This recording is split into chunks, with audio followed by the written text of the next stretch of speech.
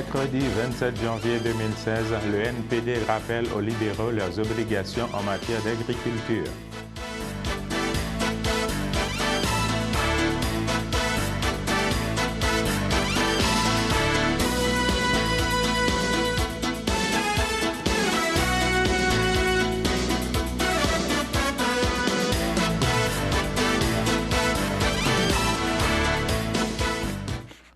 Bonjour à tous, merci de nous rejoindre sur CTRB.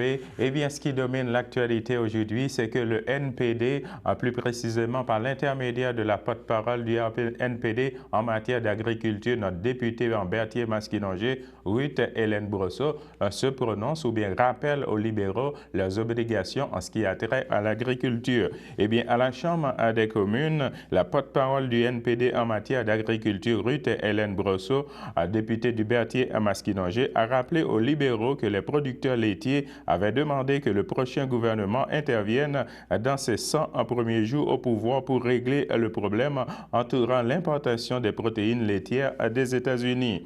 Depuis le début de leur mandat, le Premier ministre et le ministre de l'Agriculture n'ont donné aucun signe de vie à ce sujet. Silence total. Lorsque les intervenants font ce genre de demande, c'est que c'est urgent, a déclaré Mme Ruth Hélène Brosseau en porte-parole du NPD en matière d'agriculture. Les producteurs sont en droit de savoir si le gouvernement prend ce problème au sérieux. À l'heure actuelle, cette problématique entraîne des pertes annuelles allant jusqu'à 50 000 $ pour certains producteurs. Demain, ce sera le 100e jour du mandat du gouvernement libéral, mais les producteurs attendent toujours, déclaré Mme Ruth Hélène Brosseau. Les agriculteurs sont inquiets et impatients. Certaines fermes perdent en moyenne 1 000 $ par semaine. C'est inacceptable. Le gouvernement libéral doit agir maintenant afin de soutenir nos fermes.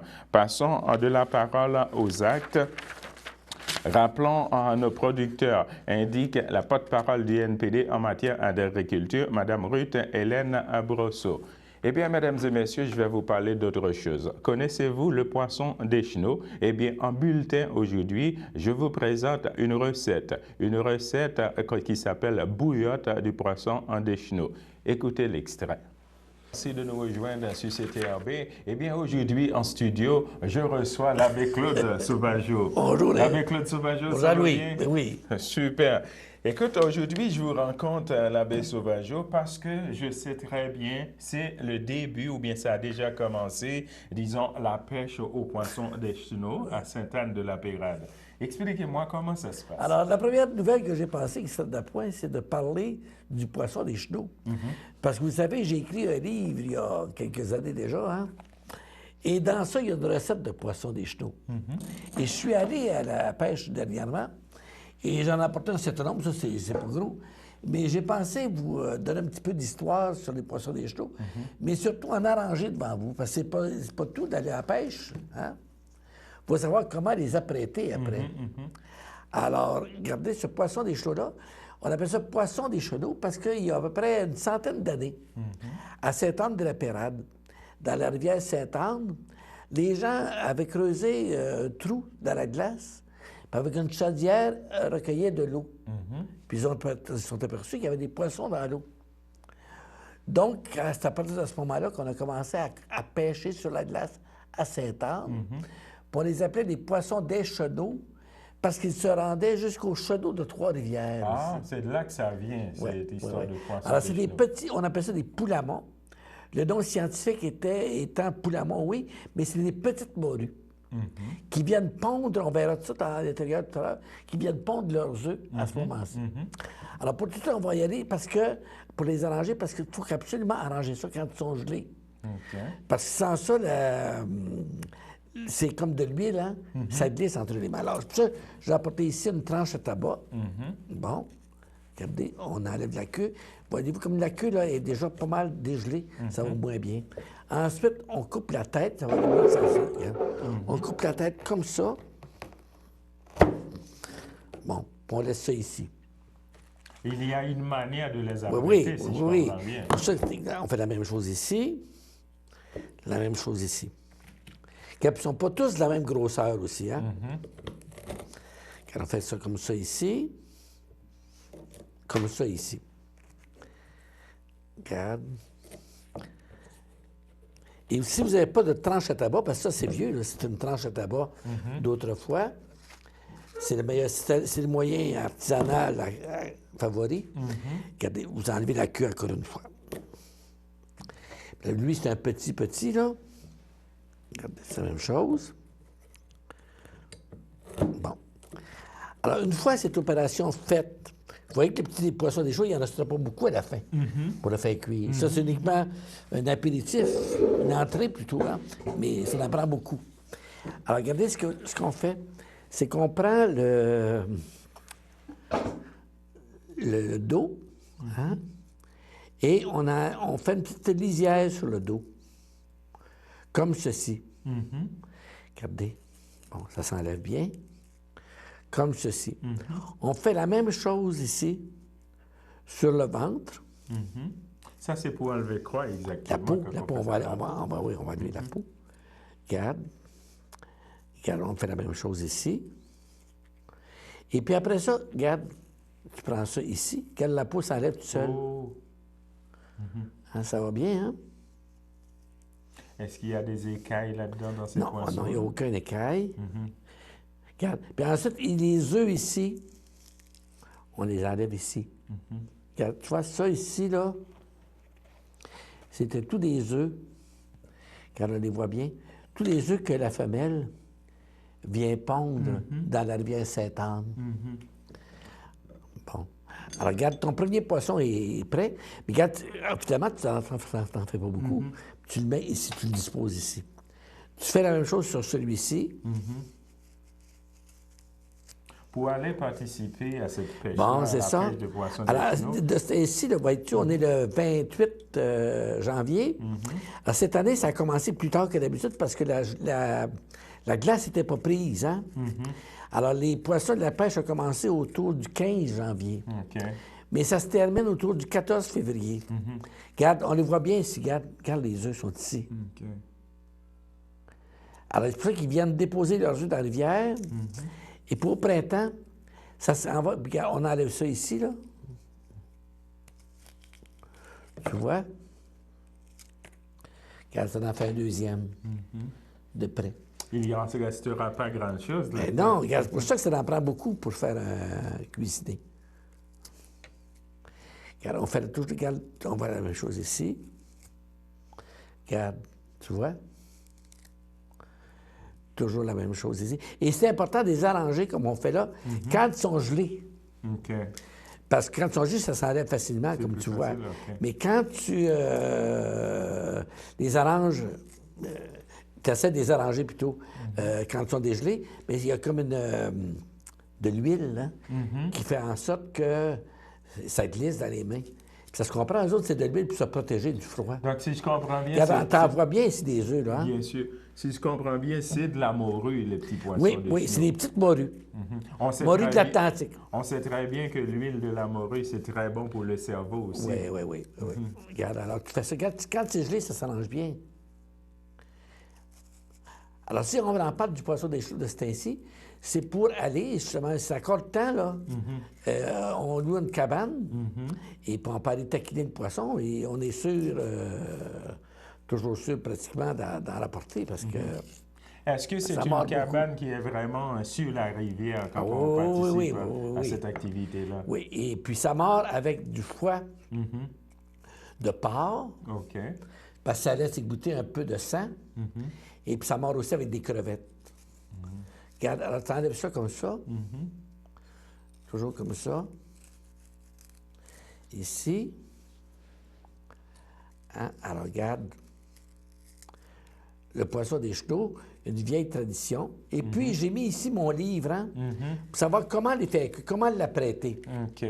En page 66, ceux qui ont encore mon livre de recettes, alors vous pouvez, la façon la plus simple.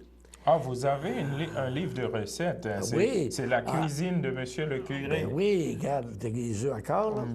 Ah, tu n'étais pas ici quand j'ai lancé ça, toi. J'ai la recette ici, ça s'appelle bouillotte au poisson des chenaux. Ben oui, c'est ça. Alors, si on peut faire une bouillotte, ça ressemble un peu à la giblotte que les gens des îles ici connaissent bien. Mais aussi, pour une bouillotte, il s'agit de prendre des patates. Des pommes de terre, oui, oui. Oui, pour les couper en tranches. Ça prend des oignons pour les couper en tranches aussi. Exactement. Et puis une rangée de poissons aussi. Un quart de tasse de graisse. Non, très peu de graisse, oui. Très peu de graisse. Et puis de l'eau, un petit peu d'eau dans le fond. Dans un grand chaudron. Oui, pour mettre, pour que ça bouille. Puis ça bouille pendant quelques heures. Et à la fin, les patates, le poisson, les oignons prennent le même goût. OK. Et c'est très délicieux, c'est sûr, pour ceux qui aiment ça.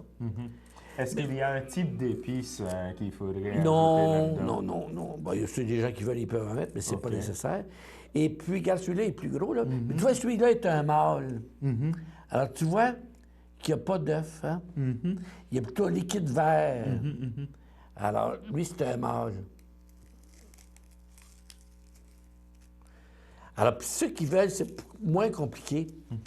Le rôtir dans la poêle. Alors, on a seulement qu'à comme d'autres poissons, à le rouler dans la farine. Hein? Et le faire frire. Il le fait frire. Alors, c'est... Ça, c'est délicieux, ça. Oui, comme c'est pas gros, hein? Alors, ça se fait très, très bien. Alors, vois-tu ce que ça donne une fois qu'on a arrangé nos poissons? OK. Regarde. Et c'est très bon. Alors, je me permets de te les offrir pour ton souper ce soir. Ah, bien, merci, c'est très gentil. Ça sera peut-être uniquement à ton entrée, mais peu importe. Ah, bien, merci, c'est très gentil. La pêche aux poissons en Deschenaux. Alors, mesdames et messieurs, ce que vous venez de voir, eh bien, c'était une recette de bouillotte aux poissons en Deschenaux que l'abbé Claude Sauvageau, qu'on reçoit ici en studio, vient de vous expliquer et de vous expliquer aussi comment s'apprêter les petits poissons Deschenaux. C'est une très belle activité familiale qui a déjà commencé. De quelle date déjà, l'abbé Sauvageau? C'est du 15 janvier cette année au 15 février, mais habituellement, c'est du 26 décembre au 14 février. Parfait. Alors, merci beaucoup, l'abbé Sauvageau, pour cette manne d'informations en ce qui a trait aux poissons Deschenaux. Puis bon appétit! Merci beaucoup. Merci. Alors, c'était l'abbé Claude Sauvageau qu'on a eu justement en studio avec nous qui nous a parlé de la recette bouillotte de poissons en Deschenaux. C'est aujourd'hui justement que la Chambre de commerce et d'industrie de Berthier-de-Grès invite le public à un 5 à 7. Ce 5 à 7 va être une conférence sur le marketing numérique. Et le conférencier invité, ça va être M. Normand Harvey. Et le prix de la conférence, ça va être 15 $ pour les non-membres de la Chambre de commerce et d'industrie de Berthier-de-Grès ici dans la région. Alors, mesdames et messieurs, on va s'arrêter là pour une petite pause. T'étais lesbienne. T'étais en changement de sexe. On joue au hockey dans la même équipe. Ton employeur l'a découvert et a commencé à te faire chanter. T'appelais homme à talons hauts. Tapette. Moumoune. Tu mérites pas de vivre. Être comme toi, c'est une honte. Juste de pas rire avec les autres, ça t'aurait peut-être aidé. J'aurais dû intervenir. J'aurais dû exiger du respect. Je t'abandonnerai pas. Je dénoncerai. Prochaine fois, j'aimerais ça faire une différence. Le samedi matin, dès 9h30, nos téléspectateurs sont invités au Super Bingo télévisé diffusé de nos studios de Berthierville. Un montant de 600 $ est disponible chaque semaine lors de cette joute de bingo télévisé. Un animateur et 3 bénévoles se succèdent à la caméra de CTRB dans le but de vous faire passer une petite heure agréable et payante le samedi matin.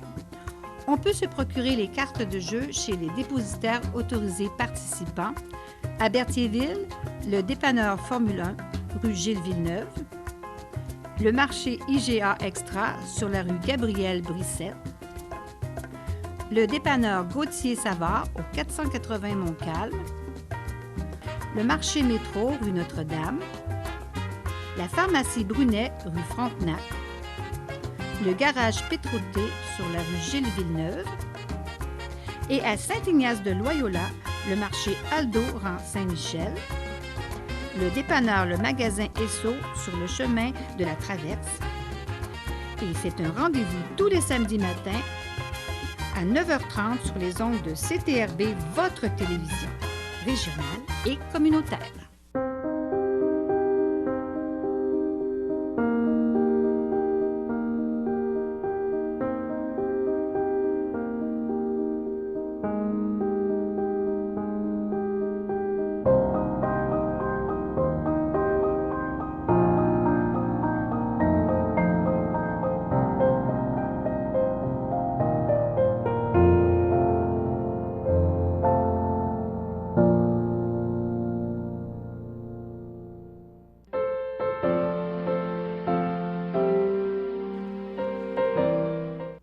De retour, mesdames et messieurs, pour les anniversaires, eh bien, l'Association des personnes handicapées secteur Berthier souhaite bonne fête à Madame Karine Kouchen. L'équipe du Centre d'action bénévolat de Degré souhaite également bonne fête à Monsieur Michel Turcotte.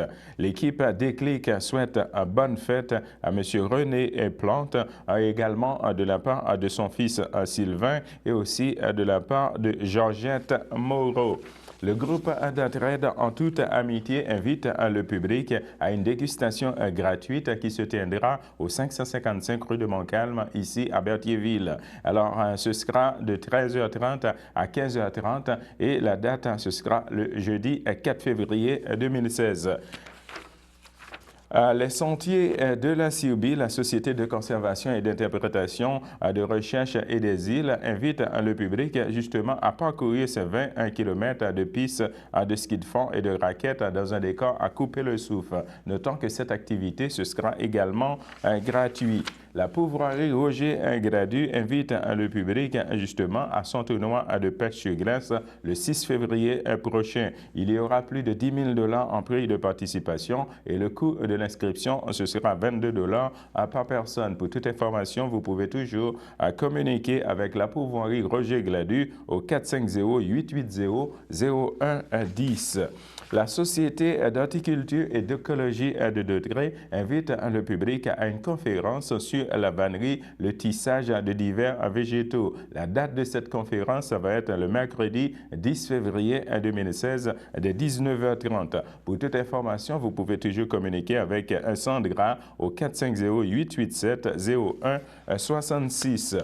Le réseau des aidants en naturel de Degré invite le public en date du 28 janvier à un souper rencontre au restaurant en Saint-Hubert de Berthierville de 18h. Alors, pour toute information, vous pouvez toujours communiquer avec le réseau des aidants naturels de Degré au www.aidantautré.org.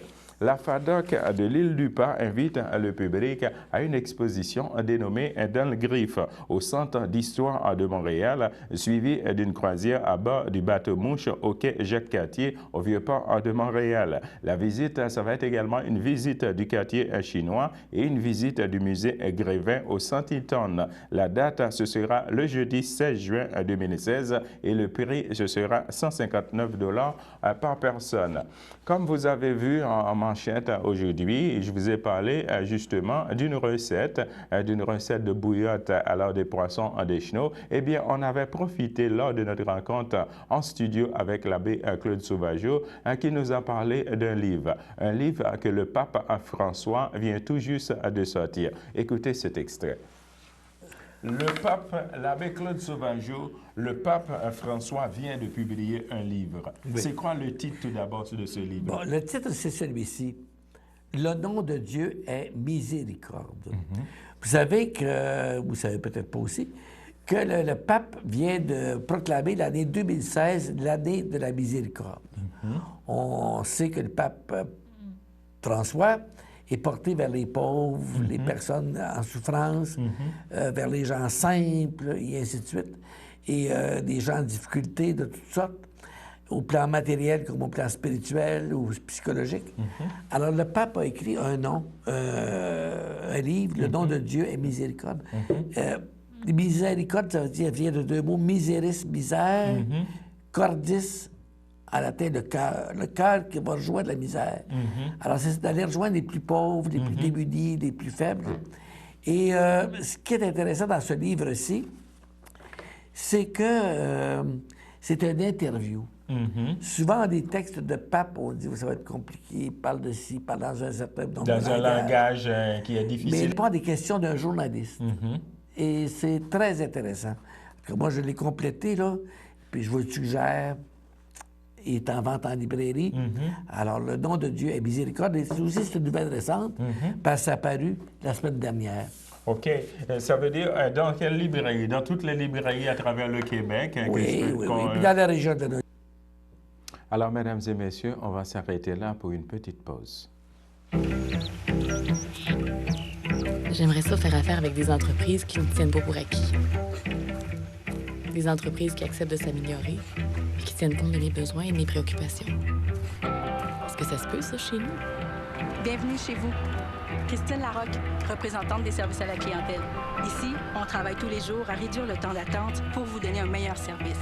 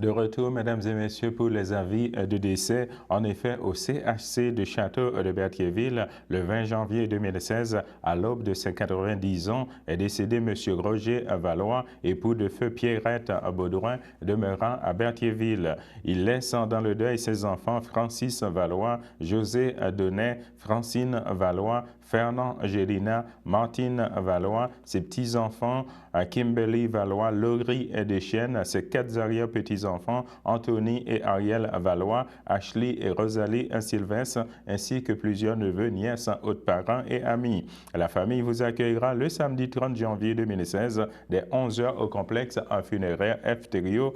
Suivra une liturgie de la parole le même jour à 14h30 à la chapelle du complexe funéraire Efterio sur la rue Notre-Dame, ici à Berthierville. Les cendres de M. Roger Valois seront déposés au columbarium Efterio de Berthierville. La famille remercie le personnel du 2B du CHC du Château de Berthier pour la gentillesse et les bons soins prodigués à leur père. Au centre Sainte-Eusèbe de Joliette, le 23 janvier 2016, à l'âge de 63 ans, est décédée Mme Diane Blanchette, épouse de feu Geoff Braconnier, demeurant à Berthierville. Elle laisse dans le deuil son fils Martin Blanchet, sa sœur, son frère, beau-frère et belle-sœur Jocelyne Blanchette, Yvan Vincent, André Blanchette, Lynn Lescarbeau, Pierrette Braconnier, feu Florian Latour, Denise Braconnier, feu Rosaire Coulombe, Jacqueline Daigle, feu Réal Braconnier, ainsi que plusieurs neveux, nièces, autres parents et amis. La famille vous accueillera le samedi 30 janvier 2016 dès 9h au complexe funéraire Efterio sur la rue Notre-Dame, ici à Berthierville. Suivra une liturgie de la parole à la chapelle du complexe funéraire dès 11h. Madame Diane Blanchette sera inhumée au cimetière de Berthierville. Alors, mesdames et messieurs, on va passer tout droit aux éphémérides en cette date du 27 janvier. Eh bien, pour vous dire, c'était arrivé un 27 janvier 1987 que le CRTC autorise l'achat de Télémétropole par Vidéotron. C'était également arrivé un 27 janvier 1943 qu'en Allemagne, le régime d'Hitler mobilise les femmes. Également arrivé un 27 janvier 1926 qu'à Londres, John Logie Bird présente un nouvel appareil, la télévision. C'était également arrivé un 27 janvier 1916 qu'une première province, le Manitoba, a accordé le droit de vote aux femmes. Également arrivé un 27 janvier 1880 que Thomas Edison a fait breveter sa lampe à incandescence. Arrivé également un 27 janvier 1858 que la reine Victoria confirma qu'Ottawa sera la capitale du Canada. Également arrivé un 27 janvier 1822 qu'il y a eu la proclamation de l'indépendance de la Grèce. Également arrivé un 27 janvier 1721 que le gouvernement que le gouverneur de la Nouvelle-France établit un service postal entre Montréal et Québec. Alors, c'était pour les éphémérides en date du 27 janvier d'aujourd'hui. Alors, mesdames et messieurs, on va s'arrêter là. De retour avec la météo.